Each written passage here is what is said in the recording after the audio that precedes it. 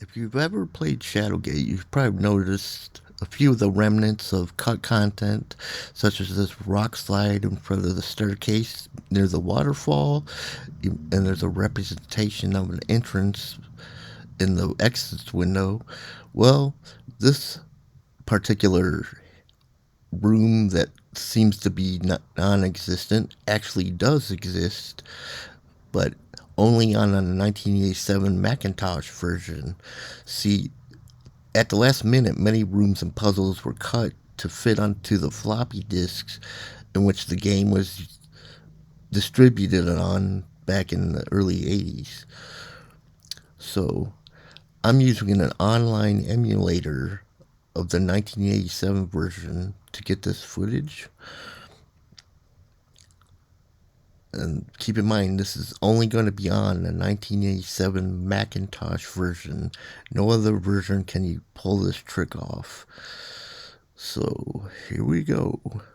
So the first item you need, in the small closet in the hallway, you're going to go in and get this sling.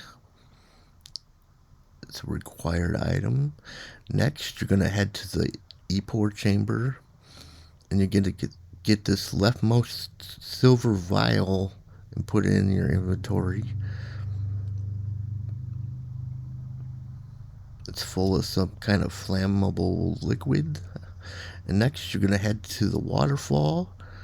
See if I examine it. You can see it's blocked by the landslide. There's no way you're going to be able to get through there. I'm sure you've tried a million times, but there is a small trick you can do on this 87 version. So take this bottle. It smells pretty bad, so let's close it up. Make sure it's closed. And now, examine it. It's a small silver vial, slightly tarnished. Next thing you're going to do, now pay attention, you're going to move this vial over to this bottom step. Now see here, this area right here, this step. Take a closer look. There's going to be 3 white pixels right there. Make sure you look at that spot, and you're going to go put the bottle so it lines up on the left edge of those pixels and goes over the 3rd dot on the bottom, just like so.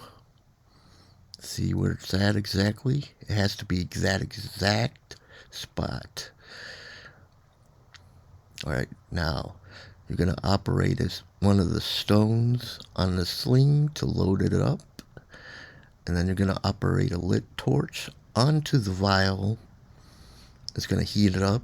It doesn't catch on fire, just heats it up. Now what you're doing is a blevy, is a boiling liquid expanding vapor explosion. Basically, that's an explosion caused by the rupture of a vessel containing a pressurized liquid that is or has reached a temperature sufficiently higher than its boiling point at atmospheric pressure. Because the boiling point of a liquid rises with pressure, the contents of the pressurized vessel can remain a liquid as long as the vessel is intact. If the vessel's integrity is compromised, the loss of pressure drops the boiling point, which can cause the liquid to convert to gas, expanding rapidly. Blevies are manifestations of explosive boiling. So this is how the explosion is going to clear out the rock slide. So here we go. Here goes nothing or something.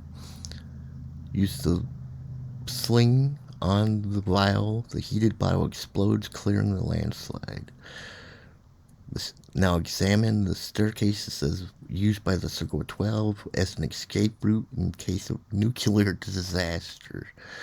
Now there's 2 references to something nuclear in this game and I'd like to point out this is one of them, but you can also find another example in the library in a certain book on the bottom shelf.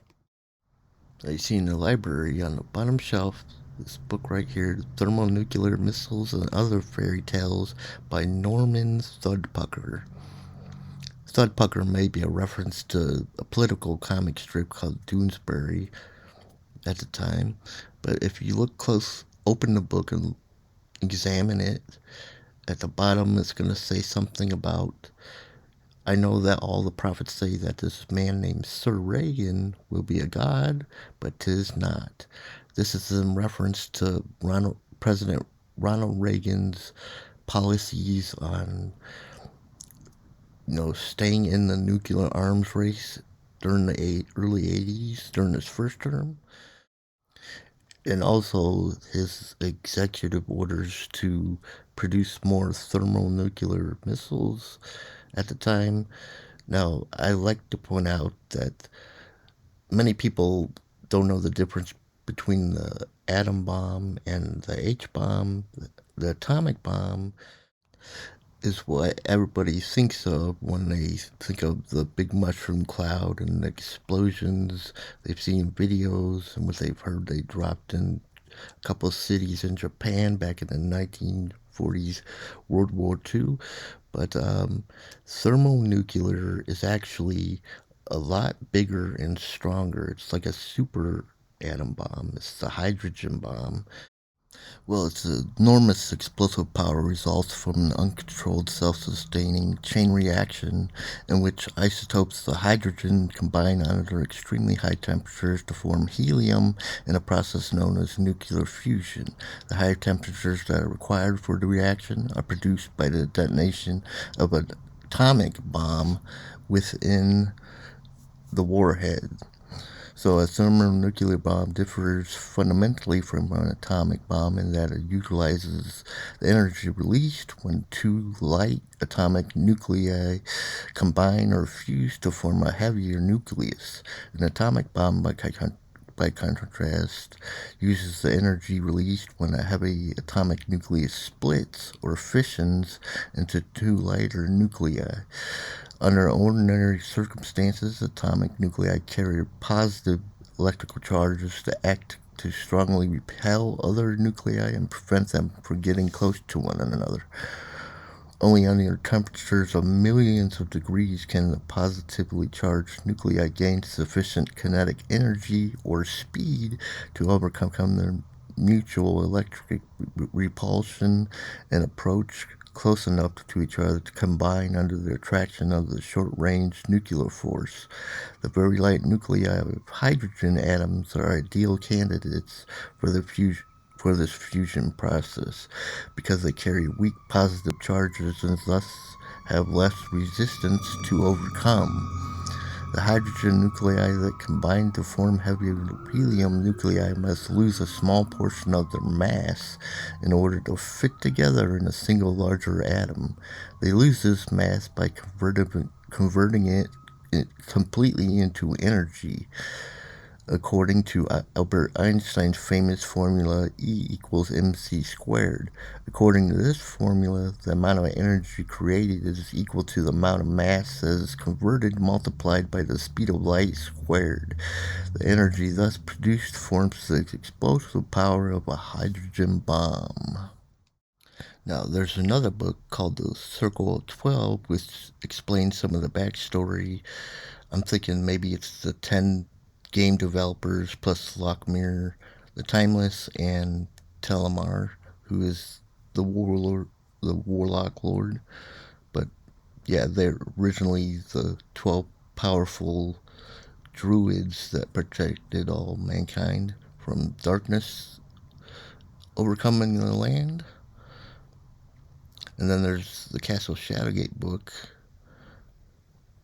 Both the last two books are in the Nintendo version, but the text has been cut shorter. But see, it says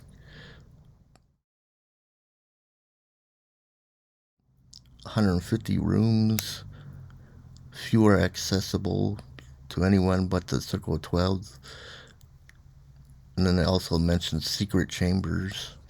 Now, when you're doing this, be careful not to operate the torch and then accidentally hitting this sling, because you can actually burn up See, the sling goes up in flames. You can actually do that if you accidentally click the wrong things. And if you do, you can go ahead and hit thyself.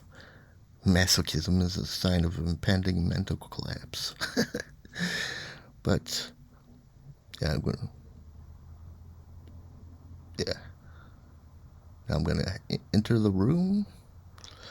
So there's lots of things I'm gonna unpack here. First of all, you notice the dummy room, and this is the Todd Zipnick Memorial Secret Room. And there's a bottle of champagne, a black bottle of champagne, and then a Timon symbol here. Now, Todd Zipnick, he is the founder and principal shareholder of ICOM Simulations, and this is weird. It's a memorial because he died of Hodgkin's disease at the age of 35 on July 5th, 1991. Several years later, so not too long after, but at the age of 35, was pretty young. The Hodgkin's disease is a type of cancer that affects the lymphatic system or the lymph nodes, part of the body's German disease-fighting immune system. It's called Hodgkin's lymphatic now, but yeah, may he rest in peace. Maybe examine the bottle here. It's a small black bottle with a cork on top. Now, the symbol here, Timon. This is a fabled symbol of the Circle of 12. It's actually the name of a pretty well-known Apple debugger program. A debugger is kind of like a black box on an airplane. After a computer crashes, it stays running and gives a crash report, what may have caused the crash, and it eliminates mouse freeze. The mouse still works after a crash. It was developed by Waldemar Horwatz, one of the Shadowgate developers, and Darren Adler. Both of these two developed Timon and worked on it during the production of Shadowgate. So yeah, when you open it, it's strong framework. It's smelled in the room, so you can actually drink this, consume it. It says the liquid from the bottle flows easily down your throat. That was good. I don't know what vintage it was, but it sounds pretty nice.